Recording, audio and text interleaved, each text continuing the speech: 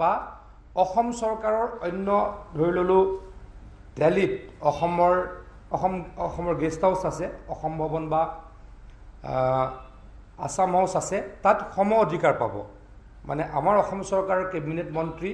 বা cabinet status দিয়া ব্যক্তি এজনে যিখিনি সুবিধা পায়, সেই একেখিনি সুবিধা BTRৰ চিফ, কাৰ্বি আংলঙৰ CM আৰু ডিমা হাজাওৰ চিফ এক্সিকিউটিভ মেম্বাৰে সেই সুবিধাখিনি লাভ কৰিব। এইটো ব্যক্তিগত নহয়, পষ্টটোৰ ক্ষেত্ৰত হ'ব। প্ৰমোদ বড়ো ডাঙৰীয়া নহয়, BTRৰ যিগৰাকী চিফ হ'ব, সেইটো তেনেকৈ কেবিনেটে আজি সিদ্ধান্ত লৈছে। কেবিনেটে আজি অসমৰ এডভোকেট জেনেৰেল হিচাপে দেৱজিৎ শইকীয়া ডাঙৰীয়াক নিযুক্তি দিয়াৰ সিদ্ধান্ত গ্ৰহণ কৰিছে। আৰু কেবিনেটে যিগৰাকী বৰ্তমান এতিয়ালৈকে এডভোকেট জেনেৰেল আছিলে ৰমেশ বৰপাত্ৰ গোহাঁই ডাঙৰীয়াক ধন্যবাদ জ্ঞাপন কৰিছে। তেখেতে অসম চৰকাৰৰ এডভোকেট জেনেৰেল হিচাপে যিখিনি অসম চৰকাৰলৈকে সহযোগিতা আগবঢ়াইছিলে, তেখেতৰ কাৰ্য ব্যৱস্থাক বা তেখেতৰ যি টেনিয়ৰ আছিলে তাক সন্মান জনাইছে আৰু ধন্যবাদ জ্ঞাপন কৰিছে। আজি কেবিনেটে আৰু এটা সিদ্ধান্ত লৈছে যে অসমত এতিয়ালৈকে ইনচাৰ্জ মিনিষ্টাৰৰ এটা কনচেপ্ট আছিলে। অসমৰ প্ৰত্যেকখন জিলাত বা একোখন জিলাত দুখন জিলাত একোজনকৈ মিনিষ্টাৰক আগতে আমি ইনচাৰ্জ মিনিষ্টাৰ হিচাপে স্বীকৃতি দিছিলোঁ। এতিয়াৰ পৰা এই ইনচাৰ্জ মিনিষ্টাৰটো নাথাকিব, গাৰ্জেন মিনিষ্টাৰ বুলি এতিয়াৰ পৰা জনাজাত হ'ব। গাৰ্জেন মিনিষ্টাৰৰ কামটো হ'ব তেখেতে যিখন মিনিষ্টাৰৰ গাৰ্জেন মিনিষ্টাৰ, সেই যিখন ডিষ্ট্ৰিক্টৰ গাৰ্জেন মিনিষ্টাৰ, সেইখন ডিষ্ট্ৰিক্টৰ ডেভেলপমেণ্ট বা অন্যান্য কথা বতৰাবিলাক DCৰ লগত বা জিলা প্ৰশাসনৰ লগত আলোচনা কৰি মুখ্যমন্ত্ৰী ডাঙৰীয়াক বা অন্যান্য মন্ত্ৰীসকলৰ লগত আলোচনা কৰি জিলাখনৰ ডেভেলপমেণ্টৰ কাৰণে কাম কৰিব। আকৌ এবাৰ কৈছোঁ যে আগতে ইনচাৰ্জ মিনিষ্টাৰৰ কনচেপ্ট আছিলে, আজিৰ পৰা ইনচাৰ্জ মিনিষ্টাৰ নাথাকিব। ইনচাৰ্জ মিনিষ্টাৰৰ ঠাইত গাৰ্জেন মিনিষ্টাৰ হ'ব আৰু গাৰ্জেন মিনিষ্টাৰজনে তেখেতৰ যিখন জিলা, মানে মিনিষ্টাৰজন যিখন জিলাৰ গাৰ্জেন মিনিষ্টাৰ, তাৰ গোটেই দায়িত্ব, ডেভেলপমেণ্টৰ দায়িত্বই হওক বা অন্যান্য আইন শৃংখলাই হওক বা মুখ্যমন্ত্ৰী ডাঙৰীয়া সেই জিলাখনলৈকে ভ্ৰমণলৈকে গৈছে, প্ৰধানমন্ত্ৰী ডাঙৰীয়া সেই জিলাখনলৈকে ভ্ৰমণলৈকে গৈছে, সেই গাৰ্জেন মিনিষ্টাৰজনে গোটেই ব্যৱস্থাপনাৰ তদাৰকী কৰিব লাগিব। এই সিদ্ধান্তটো লোৱা হ'ল। গতিকে আকৌ কৈছিলোঁ যে আজি আমি 4টা সিদ্ধান্ত লৈছিলোঁ, তাৰে এটা হেল্থ ডিপাৰ্টমেণ্ট ৰিলেটেড সিদ্ধান্ত। আমাৰ স্বাস্থ্যমন্ত্ৰী কেশৱ মহন্ত ডাঙৰীয়াই সেই সিদ্ধান্তৰ বিষয়ে আপোনালোকক অৱগত কৰিব।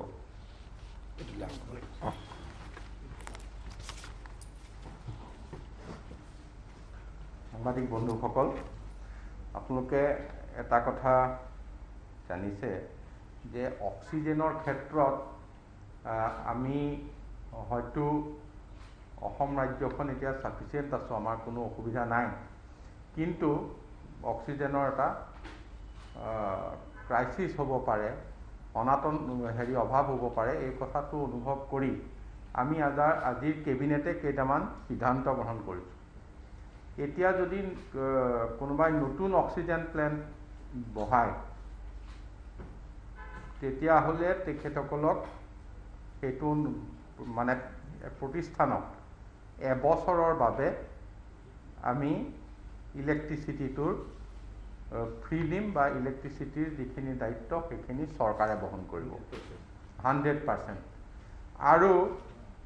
ক'ৰবাত যদি বন্ধ হৈ আছে, বন্ধ হৈ থকা যিটো প্লেন সেইটো যদি নতুনকৈ ৰিভাইভ কৰিব বিচাৰে, তেতিয়াহ'লে সেইটোতো আমি 100% ইলেক্ট্ৰিচিটি গভৰ্ণমেণ্টৰ ফালৰ পৰা আমি প্ৰভাইড কৰিম। আৰু এটা হৈছে এডিশ্যনেলি কোনোবাৰ এটা প্লেন চলি আছে, তেওঁলোকে তাতে যদি এডিশ্যনেল মানে অতিৰিক্তভাৱে উৎপাদন বৃদ্ধি কৰিবলৈ আৰু সম্প্ৰসাৰণ কৰে, সম্প্ৰসাৰণ কৰা ইউনিটটোৰ আমি 100% আমি ইলেক্ট্ৰিচিটিৰ দায়িত্ব চৰকাৰে ল'ব। আৰু যিবিলাক চলি আছে এতিয়া অক্সিজেন প্লেণ্ট, সেই চলি থকা অক্সিজেন প্লেণ্টবিলাকৰো আমি 20% ইলেক্ট্ৰিচিটিৰ দায়িত্ব চৰকাৰে ল'ব।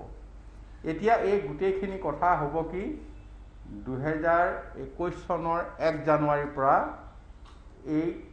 যাৰ প্লেণ্ট আছে তেওঁলোকৰ ক্ষেত্ৰত সামৰি লোৱা হ'ব আৰু 2021 চনৰ 1 এপ্ৰিলৰ পৰা 2022 চনৰ মাৰ্চ মাহলৈকে 31 মাৰ্চলৈকে এই বৰ্ষটো সামৰি লোৱা হৈছে। গতিকে 2021 চনৰ 1 জানুৱাৰীৰ পৰাও যদি কাৰোবাৰ প্লেণ্ট আছে সেইখিনি কথাও সামৰা হ'ব, কিন্তু তাৰ ফাইনেন্সিয়েল এফেক্টটো হ'ব এপ্ৰিল মাহৰ 1 তাৰিখৰ পৰা। গতিকে এইখিনি আমি স্বাস্থ্য বিভাগৰ বুলি নহয়, আজিৰ কোভিডক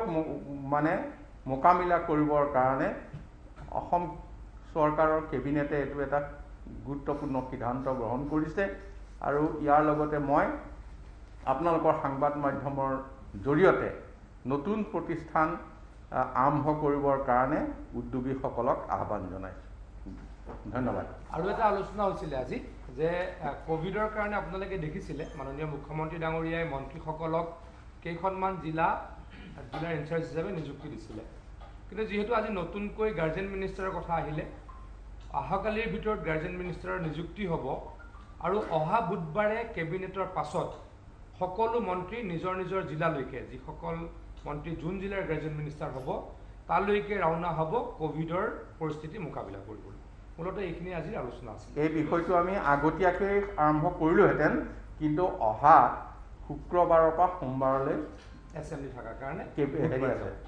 বিধানসভা আছে, গতিকে এই 4 দিন বিধানসভাত আবদ্ধ থাকিব লাগিব।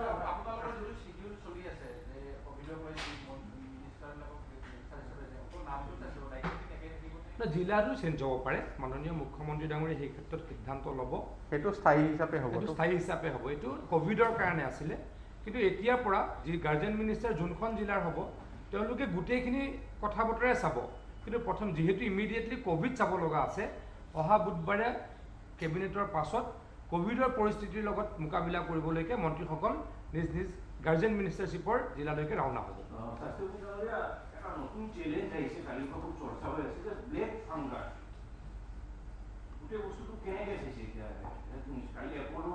হস্পিটেলত ধৰা পৰা বুলি খবৰটো আহিছে, জানিব পাৰিছোঁ, এইটো খবৰ কৰিছোঁ আৰু এইটো আজি পৰ্যালোচনা কৰাৰ কাৰণে মই আয়োজন কৰিছোঁ আৰু এই ক্ষেত্ৰত মই আমাৰ যিখিনি হেল্থৰ এক্সপাৰ্ট তেওঁলোকক ইতিমধ্যে দায়িত্ব দিয়া হৈছে, এইটো মই অতি সোনকালে ৰিপৰ্ট পাম। আৰু এটা কথা, সকলোৱে চেষ্টা কৰিছে, কিন্তু দেখা গৈছে যে এইবাৰ ডেথ ৰেট খুব হাই হৈছে। আমাৰ প্ৰশ্নটো হ'ল যে কেনেকুৱা প্লান আছে চৰকাৰৰ ওচৰত যে ডেথ ৰেটটো কমাব পাৰে? 70-90লৈকে গৈছে এইবাৰ, গতিকে কেনেকুৱা প্লান? ডেথ ৰেটটো কমাবৰ কাৰণে বিশেষকৈ আমাৰ মাননীয় মুখ্যমন্ত্ৰী ডাঙৰীয়াই বিশেষ কিছু ব্যৱস্থাৰ কথা কৈছে, কিন্তু ডেথ ৰেটটো কমোৱাৰ ক্ষেত্ৰত আমি এটা সিদ্ধান্ত ইতিমধ্যে লৈছোঁ, সেইটো হৈছে এতিয়া যিকোনো মানুহ এজন পজিটিভ পোৱাৰ লগে লগে সেই পজিটিভ পোৱা ব্যক্তিজনক আমি কোনো পধ্যে ইয়াৰ আগতে যেনেকৈ নিজে নিজে ঘৰলৈ গুচি গৈছিল, নিজে হোম আইচলেশ্যনত আছোঁ বুলি কৈছিল, এতিয়া সেই ৰেহাইটো আমি নিদিওঁ আৰু 50 ইয়াৰ্ছৰ ওপৰ হ'লেতো তেওঁক আমি লগে লগে আমাৰ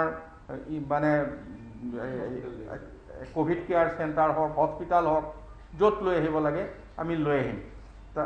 তাৰপিছত বাকী যাৰ সম্পূৰ্ণভাৱে ঘৰৰ সুবিধা আছে তেওঁকে হোম আইচলেশ্যনত দিম আৰু বাগিচাৰ ক্ষেত্ৰত হোম আইচলেশ্যন আমি একদম এলাউ কৰা নাই। তাৰ কাৰণে আমি কোভিড কেয়াৰ চেণ্টাৰ ইতিমধ্যে আৰম্ভ কৰিছোঁ, তাত থাকিব। আমি গোটেই অসুবিধাটো ডেথ ৰেটটো বঢ়াৰ কেইটামান কথা আমি দেখিবলৈ পাইছিলোঁ, সেইটো হৈছে কি নিজৰ তত্বাৱধানত থাকি চিকিৎসালয়লৈ হয়তো দেৰিকৈ আহিছে বা অন্যান্য ৰোগ তেখেতৰ গাত আছে যিবিলাকৰ হয়তো তেখেতে কোভিডৰ লগত যুঁজিব পৰা নাই, নহয় আমি অন্যান্য হস্পিটেলৰ ক্ষেত্ৰতো বহুখিনি কথা আপোনালোকে দেখিছে। আজি মাননীয় মুখ্যমন্ত্ৰী ডাঙৰীয়াই ৰাতি গৈ হস্পিটেল পাইছে, আমি ডেইলি এতিয়া ভিডিঅ' কলিং কৰা আৰম্ভ কৰিছোঁ ৰাতি মাজনিশা, গতিকে ডক্টৰৰ ডিউটি বা অন্যান্য কথা, গতিকে এনেকুৱা কথাখিনি আমি চিজিল কৰি আনিলে আপোনালোকে দেখিব এসপ্তাহমানৰ ভিতৰত গোটেই বিষয়টো এটা পৰিৱৰ্তন আহিব।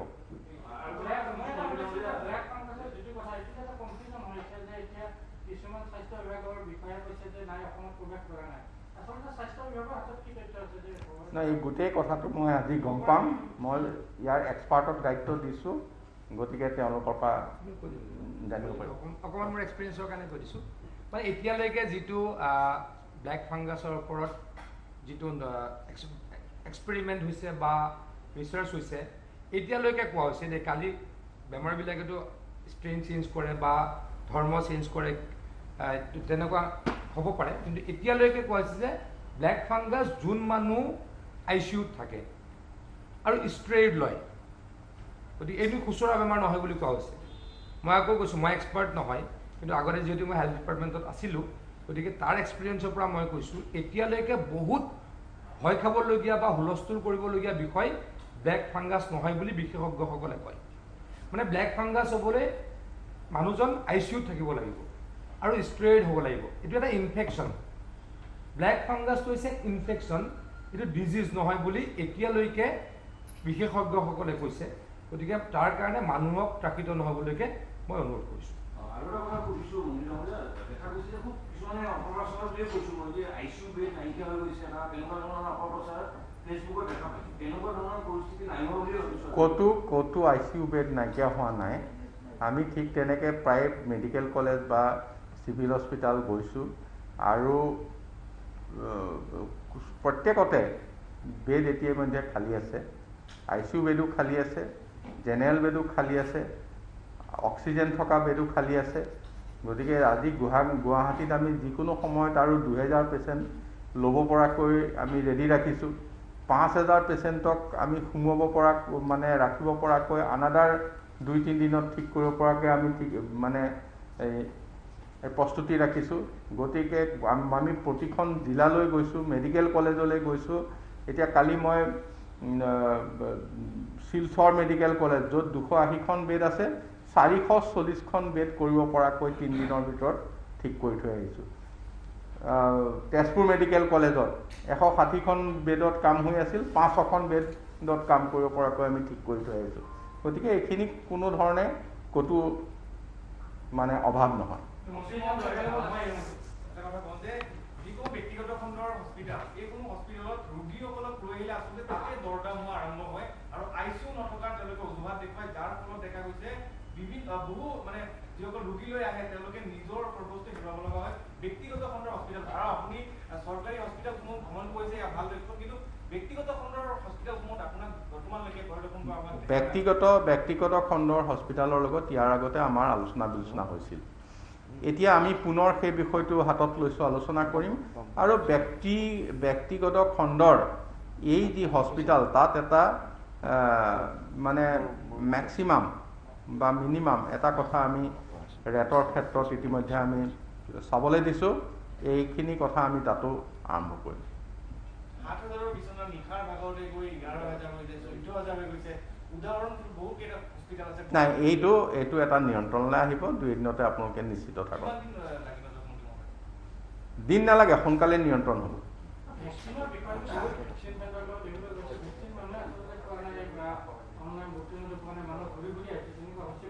চাওক বেলেগ ষ্টেটততো ভেকচিন দিয়াই বন্ধ হৈ গৈছে আমি এটা পৰ্যায়লৈ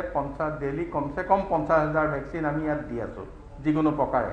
আৰু ভেকচিন 50,000তকৈ অধিক আমি দি আছোঁ আৰু ইতিমধ্যে আমি ভেকচিন দিয়া চেণ্টাৰবিলাক খুব সুন্দৰভাৱে ঠিক ঠাক কৰিবলৈ দিছোঁ তাত ছ'চিয়েল ডিষ্টেঞ্চিঙত বহিব পৰা ব্যৱস্থা পানী আমি খুৱাইছোঁ অন্যান্য কথা যিখিনি সা সুবিধা দিব লাগে মানে তাত কোনো ধৰণৰ যাতে এজন ব্যক্তি আহি অসুবিধা নাপায় সেই গোটেই ব্যৱস্থাটো আমি লৈছোঁ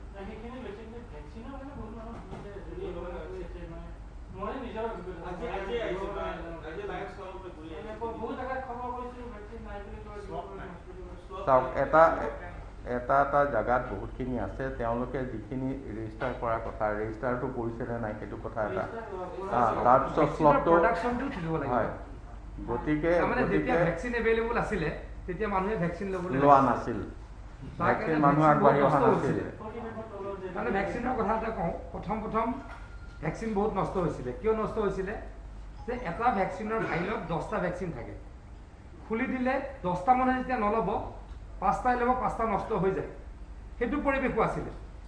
তাৰ কাৰণে অলপ অসুবিধা হৈছে কিন্তু এতিয়া যেহেতু ভ্যাকচিন সকলোৱে ল'বলৈকে আগুৱাই গৈছে ভ্যাকচিনৰ প্ৰডাকশ্যন যেহেতু অলপ কম তাৰ কাৰণে অকণমান নচলা অৱস্থা হৈছে কিন্তু কেশৱ মহন্ত ডাঙৰীয়াই কৈছে যে কিছুমান ৰাজ্যত ভ্যাকচিন বন্ধ হৈ গৈছে ভ্যাকচিনেশ্যন বন্ধ হৈ গৈছে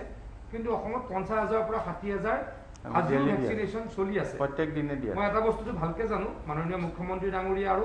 মাননীয় স্বাস্থ্যমন্ত্ৰী ডাঙৰীয়াই এই কথাটোৰ নিজে তদাৰক কৰে গতিকে অলপ পৰিৱেশটো ভাল হওঁতে আৰু কেইদিনমান লাগিব সকলোৰে সহযোগিতা বিচাৰিছোঁ আচ্ছা মই কথা এটা আপোনাক ক'ব বিচাৰিছোঁ জনসংযোগ মন্ত্ৰী হিচাপে এতিয়া কোভিডৰ যিবিলাক মানে কথা আহি পৰিছে কাইলৈ যোৱাকালি ৰাতি ব্লেক ফাংগাছটো আহি গ'ল যে একাংশ সংবাদ মাধ্যমত এনেধৰণে বাতৰিবিলাক পৰিৱেশন কৰা হ'ল যে মানুহ সম্পূৰ্ণৰূপে আতংকিত হৈ গ'ল এনে মানুহ ভয় খাই আছে মানে ভয়ৰ ওপৰত ভয় মানুহক আমি একোবাৰ ভয় খোৱাৰ চেষ্টা কাম কিছুমান কৰি আছোঁ গতিকে এই বিষয়টো সম্পৰ্কত আপুনি ব্যক্তিগতভাৱে ইনিচিয়েটিভ লৈ সংবাদ মাধ্যমৰ যিসকল মুৰব্বী তেওঁলোকৰ গাইডলাইন কিছুমান ঠিক কৰিব নোৱাৰি আপুনি কোৱা কথাটোৰ নিশ্চয়কৈ মই